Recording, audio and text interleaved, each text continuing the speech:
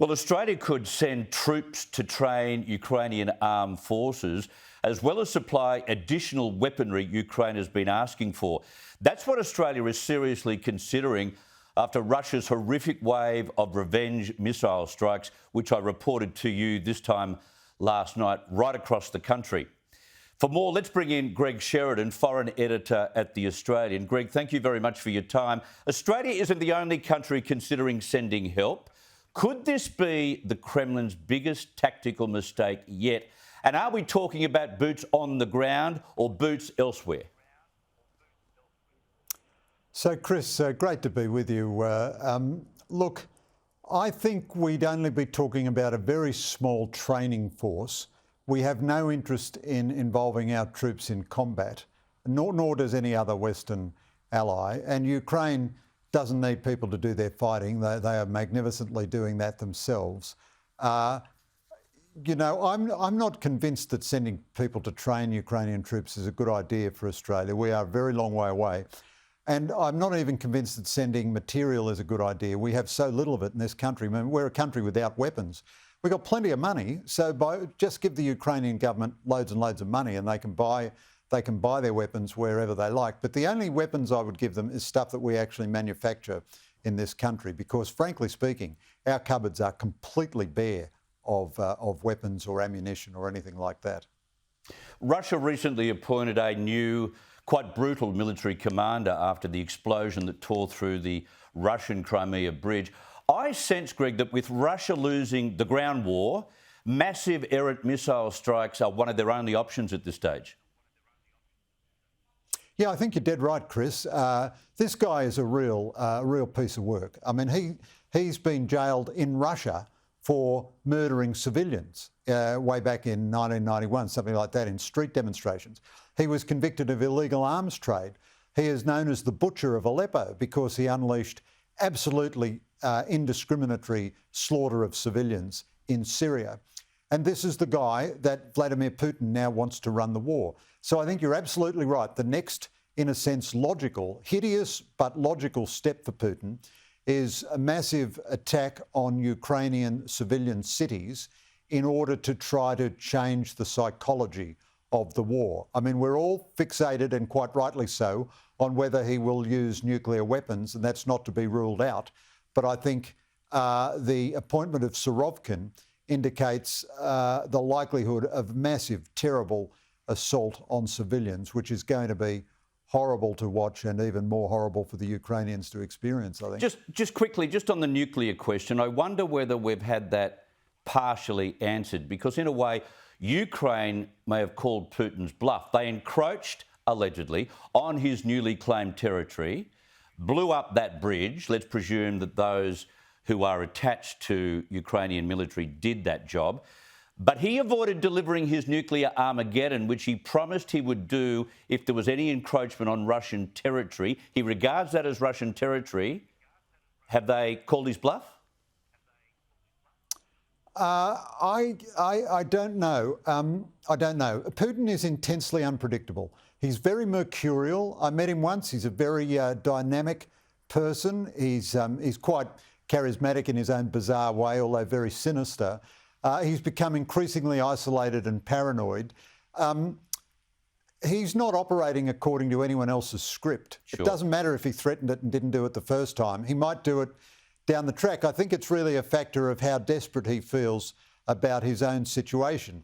Although Joe Biden expressed it incredibly clumsily, it is the case that at some point you want to offer him some kind of off-ramp. He has no interest in an off-ramp at the moment, but eventually, I mean, we're not going to march on Moscow or anything like that. So I still think the danger, if he's really desperate, of a nuclear attack is real.